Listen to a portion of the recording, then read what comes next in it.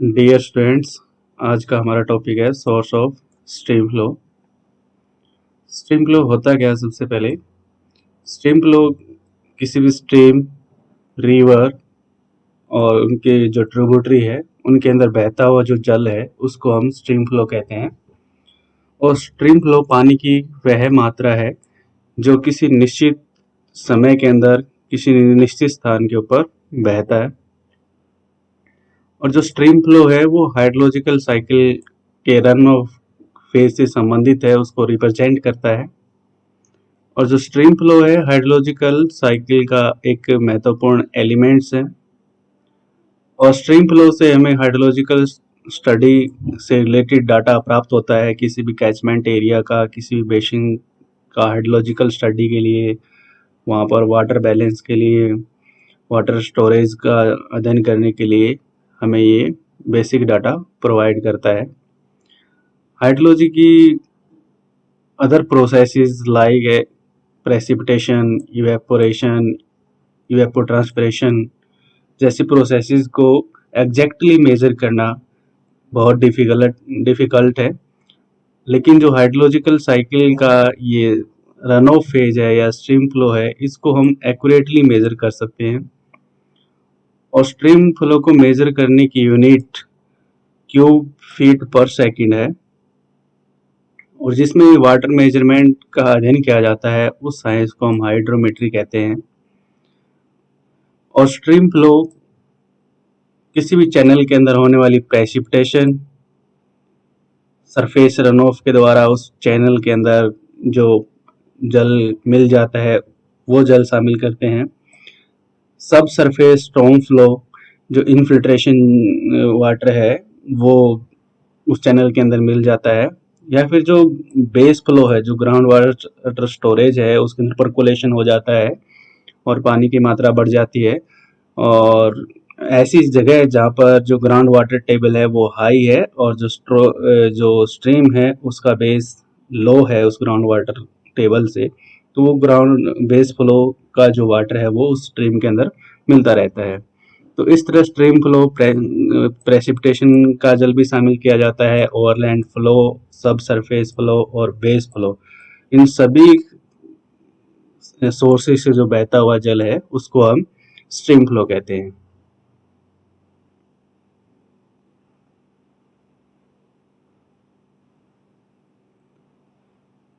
Stream flow या जो channel है, स्ट्रीम है, वो कितने तरह के हो सकते हैं। जैसे ब्रेडेड चैनल है, जब सेडिमेंट्स स्ट्रीम के अंदर ज़्यादा हो जाता है और उसकी स्पीड कम होती है तो उस सेडिमेंट्स को वो चैनल है, स्ट्रीम है, अपने साथ कैरी नहीं कर पाती है और वहीं पर वो उसको सबमिट कर देती है। और वो पानी है अपनी दूसरी जगह बना लेता है, अपना रास्ता दूसरी तरफ अपना रास्ता बनाता चलता जाता है और बीच में आइलैंड्स का निर्माण हो जाता है। ऐसे चैनल को हम ब्रेडेड चैनल कहते हैं। और सेकंड है स्ट्रेट चैनल, जब जो स्ट्रीम है वो बिल्कुल स्ट्रेट, बगैर किसी मोड़ के, बगैर किसी ऑब्स्टेकल के वो बहती चली जाती है, वो स्ट्रेट रिवर्स होती है या स्ट्रेट स्ट्रीम होती है। और इस तरह का जो स्ट्रेट चैनल है वो प्लेन्स रीजन के अंदर पाया जाता है। थर्ड है मेंडरिंग चैनल्स। मेंडरिंग चैनल्स डेल्टाई प्रदेशों के अंदर इनका निर्माण होता है और जो स्ट्रीम है वो एक सर्पिलाकार फॉर्म के अंदर वो फ्लो करती है, जिससे मेंडर का निर्माण होता है। जैसे ये फिगर दिखाई दे रहा है इसके अंदर स्ट्रीम फ्लो है, वो मेंडरिंग चैनल है। और किसी भी स्ट्रीम का जो स्ट्रीम फ्लो है वो कुछ फैक्टर्स के ऊपर डिपेंड करता है कि स्ट्रीम फ्लो की जो मात्रा है वो कैसी होगी, कितना उसके अंदर वाटर अवेलेबल होगा। तो उसके कुछ फैक्टर है। पहला है ग्रेडियंट ऑफ चैनल बेड, कि जो ढाल है चैनल का, जो स्ट्रीम है उसका अगर ढाल तेज है तो उसके अंदर जैसे ही प्रेसिपिटेशन के द्वारा जल मिलेगा उसको, तो वो अगर स्टीप स्लोप है उसका, तो जो जल है वो स्पीड से डिस्चार्ज हो जाएगा। अगर फ्लैट टोपोग्राफी है और उसके अंदर वो स्ट्रीम फ्लो है तो वो स्ट्रीम फ्लो का जो डिस्चार्ज है वो धीरे धीरे होगा। तो अगर स्टीप स्लोप है तो डिस्चार्ज जल्दी होगा, स्ट्रीम फ्लो एकदम से वो बाहर चला जाएगा। अगर फ्लैट टोपोग्राफी है और उसमें स्ट्रीम है, उसका फ्लो है वो धीरे धीरे होगा।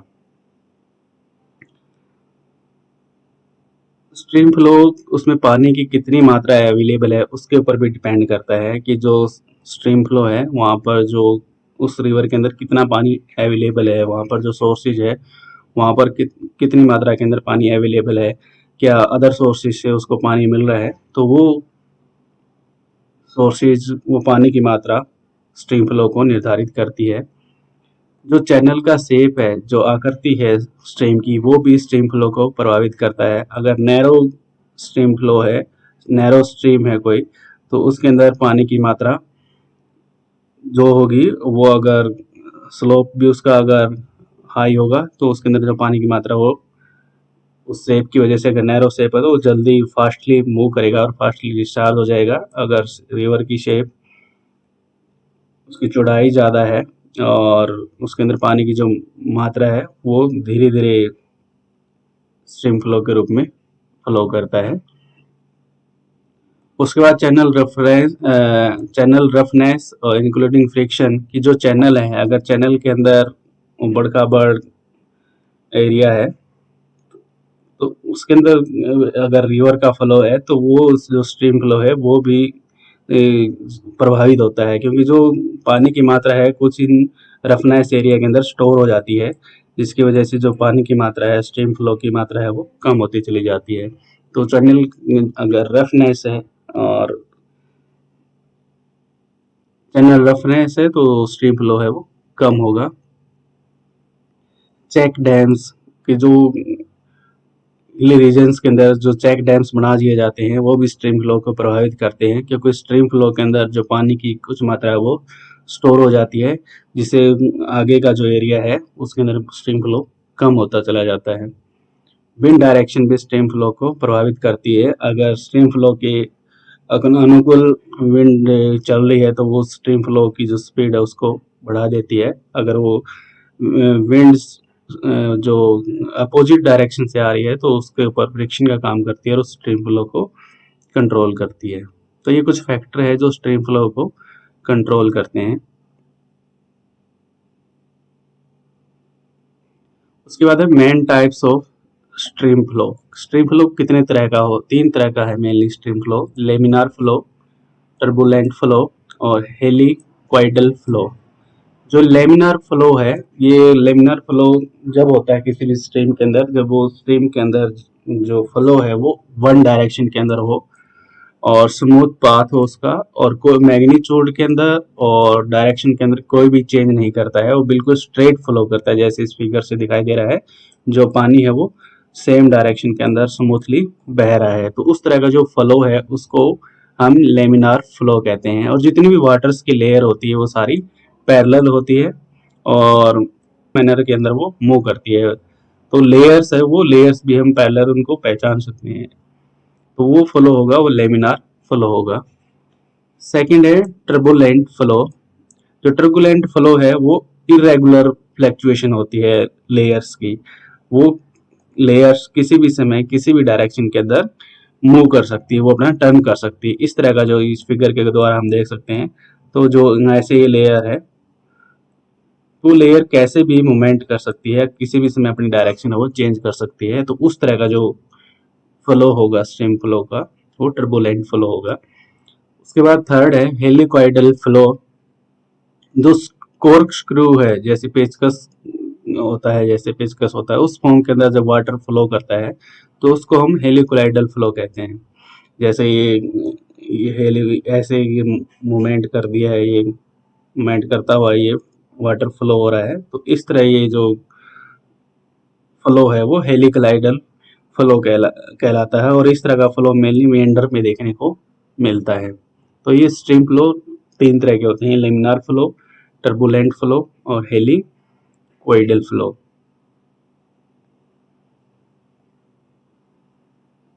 अब है कि जो स्ट्रीम फ्लो है इसका जनरेशन है जनरेट कैसे होता है, स्ट्रीम फ्लो कैसे जनरेट होता है। तो उसकी 3 तरह से स्ट्रीम फ्लो जनरेट होता है। पहला है हॉर्टोनियन ओवरलैंड फ्लो, सेकंड है सब सरफेस फ्लो और थर्ड है सैचुरेशन ओवरलैंड फ्लो। पहला है हॉर्टोनियन ओवरलैंड फ्लो।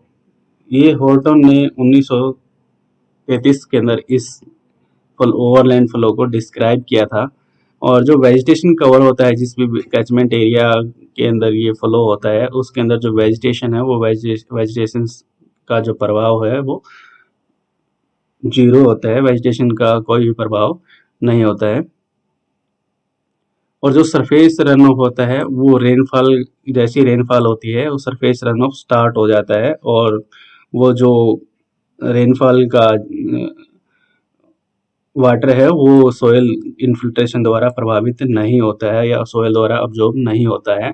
और ये हॉर्टोनियन और लैंड फ्लो जैसी रेनफॉल होती है वो रेनफॉल होते ही हॉर्टोनियन और लैंड फ्लो स्टार्ट हो जाता है और उसमें इन्फिल्ट्रेशन की मात्रा कम होती है। इन्फिल्ट्रेशन रेनफॉल से कम होता है, रेनफॉल की मात्रा है वो इन्फिल्ट्रेशन से ज़्यादा होती है।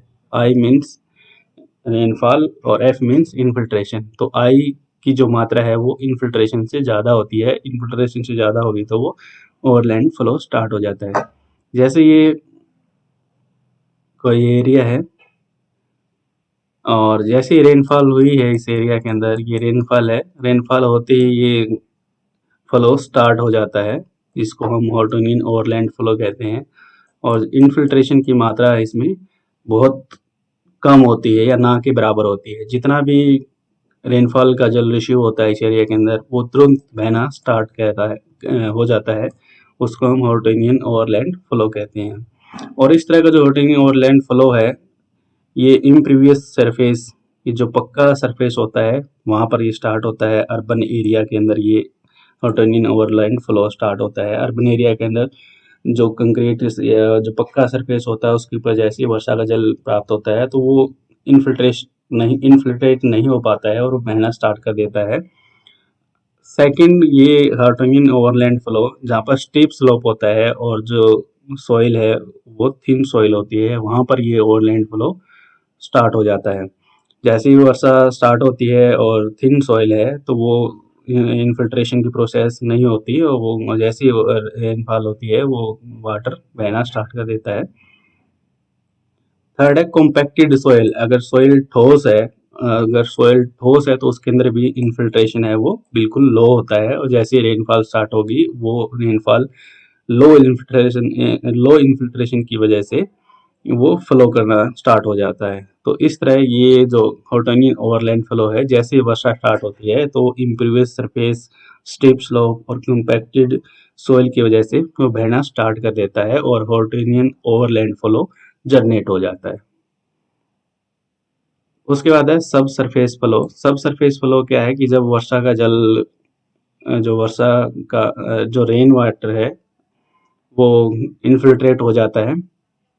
इन्फिल्ट्रेट होने के बाद जो सॉइल के अंदर या सॉइल पोर के अंदर जो पानी इकट्ठा होता रहता है तो उसके अंदर मूवमेंट स्टार्ट हो जाती है और वो मूवमेंट वाटर टेबल से ऊपर, वाटर टेबल में पहुंचने से पहले ही जो इन्फिल्ट्रेशन होता है उस इन्फिल्ट्रेशन की वजह से जो वाटर है वो मूवमेंट स्टार्ट कर देता है और जिसकी वजह से जो पहले से सोइल पोर्स के अंदर डाटा स्टोर है, वाटर स्टोर है, वो वाटर इस प्रेसिपिटेशन इनपुट की वजह से जो इन्फिल्ट्रेशन हो रहा है उसकी वजह से वो डिस्प्लेस्ड हो जाता है, उसके अंदर मूवमेंट स्टार्ट हो जाता है।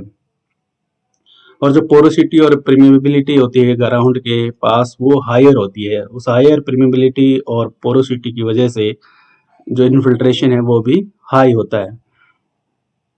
ग्राउंड के नज़दीक अगर पोरोसिटी और परमेबिलिटी हाई होगी तो जो इन्फिल्ट्रेशन है वो भी पानी का रिसाव है वो बहुत तेज गति से होता है और जो पानी का मूवमेंट है वो मिट्टी के अंदर इन्फिल्ट्रेशन की वजह से जो बड़ी बड़ी कंडुइट्स या नलिकाओं का निर्माण हो जाता है जिसके द्वारा वो पानी है वो मूवमेंट करता है और मूवमेंट करता हुआ पानी वो स्ट्रीम के अंदर मिल जाता है, उसको हम सब सरफेस फ्लो कहते हैं।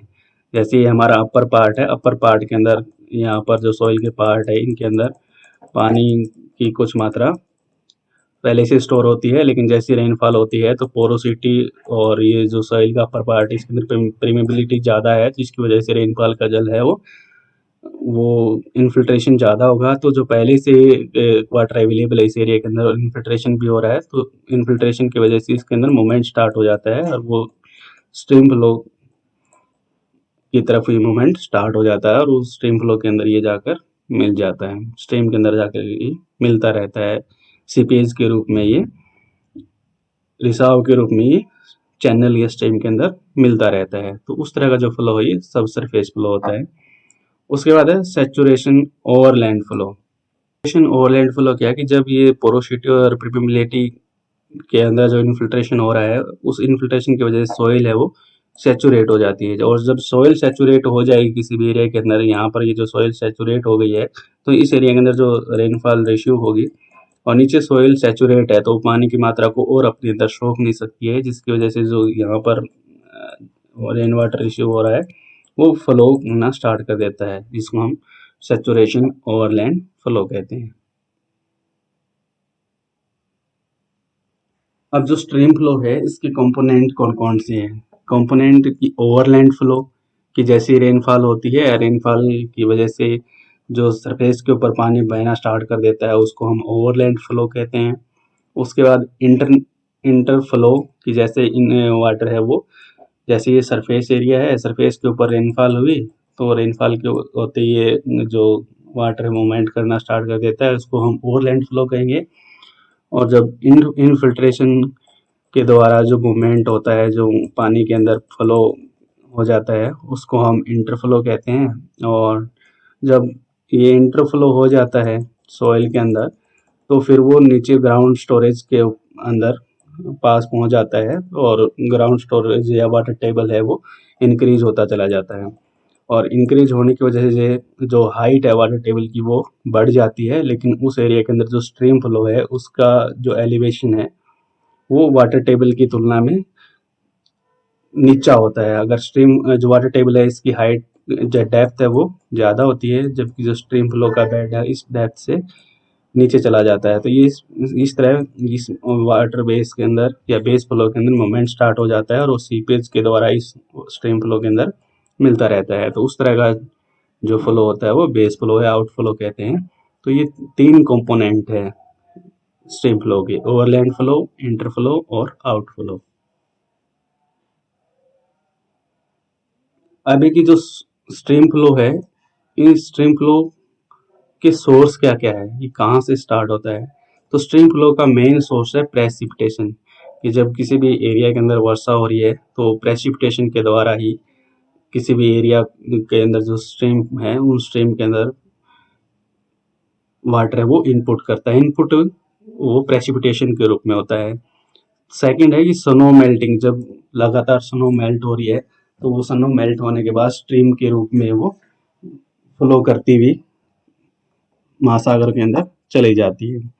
या फिर जैसे पौंड है, पौंड के अंदर पानी है, लेक के अंदर जो पानी है, किसी रिजर्वायर के अंदर जो पानी है वो लगातार पानी के उनके अंदर स्टोर है तो वो लगातार इन्फिल्ट्रेट होता रहता है, ग्राउंड स्टोरेज को बढ़ाता रहता है, तो वो बेस फ्लो और इंटर फ्लो के रूप में, सीपेज के रूप में स्ट्रीम फ्लो के अंदर मिलता रहता है। या कोई डिप्रेस्ड एरिया है, उस डिप्रेस्ड एरिया के अंदर पानी की मात्रा है वो लगातार बढ़ती चली जाती है, ग्राउंड वाटर डेप्थ टेबल है वो लगातार ऊपर आती चली जाती है, और दूसरी तरफ की जो स्ट्रीम बेड होता है उसका एलिवेशन है वो इस वाटर डेप्थ से कम हो जाता है, जिसकी वजह से वो सीपेज के रूप में वो स्ट्रीम फ्लो के रूप में वो स्ट्रीम के अंदर मिलता रहता है। तो ये डिप्रेशन से मिलने वाला जल भी स्ट्रीम फ्लो को इंक्रीज करता है। सब सरफेस वाटर, कई बार ऐसा होता है कि जो वाटर इनफिल्ट्रेटेड वाटर है या परकोलेटेड वाटर है तो वो कुछ हाइड्रोलिक प्रेशर की वजह से सरफेस के ऊपर निकल जाता है, जैसे झरने होते हैं, वो झरने हाइड्रोलिक प्रेशर की वजह से जो इनफिल्ट्रेटेड और परकोलेटेड वाटर है वो ग्राउंड सरफेस के ऊपर निकल आते हैं और फिर वो झरनों के रूप में जो सब सरफेस वाटर है वो वापस इस स्ट्रीम के अंदर मिलता रहता है। तो इस तरह ये precipitation, snow melting, pond, lake, reservoir, depression, सब सरफेस वाटर, ये कुछ सोर्सेज है जो स्ट्रीम फ्लो को इंक्रीज करते हैं। तो जो मेन इस डायग्राम के अंदर देखते हैं कि जो प्रेसिपिटेशन है, प्रेसिपिटेशन ही जो स्ट्रीम फ्लो का मेजर इनपुट है। तो जो प्रेसिपिटेशन होती है या तो डायरेक्ट चैनल के ऊपर हो जाएगी, तो वो स्ट्रीम फ्लो में इम्प्रूवमेंट इंक्रीजमेंट होता है, या फिर जो लैंड के ऊपर प्रेसिपिटेशन होती है तो ओवरलैंड के रूप में फ्लो स्टार्ट हो जाता है, या फिर इनफिल्ट्रेशन होगा। इनफिल्ट्रेशन की वजह से जो सॉइल का नीचे का भाग है उसके अंदर पोरोसिटी और परमेबिलिटी अगर ज़्यादा होगी तो इंटरफ्लो स्टार्ट हो जाएगा, और इंटरफ्लो में मूवमेंट हो जाता है। उसके बाद इनफिल्ट्रेटेड जो वाटर है वो परकोलेट होता रहता है, ग्राउंड वाटर स्टोरेज है उसको इंक्रीज करता रहता है, ग्राउंड वाटर डेप्थ वो ऊपर चली आ जाती है, और इस तरह जो इंटरफ्लो और ग्राउंड वाटर फ्लो है वो सब सरफेस रन ऑफ कहलाता है। और जो सरफेशियल बॉडी है या चैनल के अंदर वर्षा का जल मिल रहा है या फिर धरातल से वो स्ट्रीम के अंदर जा रहा है तो वो सरफेस रन ऑफ होता है। ये दोनों ही सब सरफेस रन ऑफ और सब सरफेस रन ऑफ और surface run of stream flow का निर्माण करते हैं। सब सरफेस रन ऑफ इसमें इंटरफ्लो और बेस फ्लो दोनों को शामिल करते हैं। और सब सरफेस से जब ये सीपेज के रूप में स्ट्रीम के अंदर ये वाटर मिल रहा है तो उसको हम एक्सफिल्ट्रेशन कहते हैं। एक्सफिल्ट्रेशन क्या है कि जो ग्राउंड वाटर स्टोरेज या सॉइल के अंदर जो पानी की मात्रा पहले तो इनफिल्ट्रेट हुई थी, उसके अंदर मिल रही थी, उसके अंदर स्टोर हो रही थी, लेकिन उस स्टोरेज से उस पानी की मात्रा वो बाहर जा रही है, जिसकी वजह से इसको हम एक्सफिल्ट्रेशन कहते हैं। तो इस तरह जो स्ट्रीम फ्लो है उसके मेजर सोर्स यही है: precipitation, snow melting, pond, lake, reservoir, depression, सब सरफेस वाटर जो हाइड्रोलिक प्रेशर की वजह से धरातल के ऊपर निकल आते हैं और जो लगातार पानी को एक्सप्लोर करते रहते हैं, और वो पानी फिर वापस स्ट्रीम फ्लो के रूप में बहना स्टार्ट कर देता है। तो ये आपका